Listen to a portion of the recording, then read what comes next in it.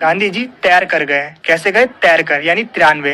यानी जो डेट आती है वो 1893। तो कुछ इस तरीके से आप याद कर सकते हो कि महात्मा गांधी जी अफ्रीका तैर कर गए, यानी 93, यानी 1893 में गए। नेक्स्ट डेट है, महात्मा गांधी जी ने अफ्रीका में पहला सत्याग्रह 1906 में किया। अब 1906 इस डेट को आप किस तरीके से याद कर सकते हो? तो देखिए, महात्मा गांधी जी ने जो पहला सत्याग्रह किया था अफ्रीका में, वो अच्छे से सफल हो गया था और उसके बाद ही महात्मा गांधी जी विश्व भर में फेमस होने लगे। यानी जो पहला सत्याग्रह था वो अच्छे से हो गया था, अच्छे से यानी 6, यानी 1906 में महात्मा गांधी जी ने पहला सत्याग्रह अफ्रीका में किया। नेक्स्ट डेट है, महात्मा गांधी जी भारत 1915 में लौटे। अब 1915 की डेट को आप किस तरीके से याद कर सकते हैं? तो देखिए, जैसे कि मैंने आपको बताया था, गांधी जी अफ्रीका तैर कर गए, यानी 93, यानी 1893 में गए थे।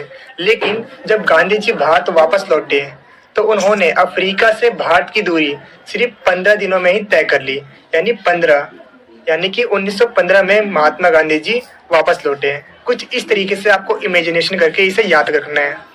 नेक्स्ट है, महात्मा गांधी जी को केसर ए हिंद का सम्मान 1915 में मिला। अब इस डेट को आप किस तरीके से याद कर सकते हैं? तो जैसे कि मैंने अभी आपको बताया था, महात्मा गांधी जी ने दक्षिण अफ्रीका से भारत की दूरी सिर्फ 15 दिनों में ही कवर कर ली थी। अब इसे देखकर जो अंग्रेज थे वो काफी ज्यादा खुश हो गए थे और जैसे ही गांधी जी 1915 में वापस आए तो तुरंत उन्होंने गांधी जी को केसर ए हिंद का सम्मान दिया, यानी कि 15 दिनों में उन्होंने कवर कर लिया। इससे खुश होकर अंग्रेजों ने उन्हें सम्मान दिया, किसका?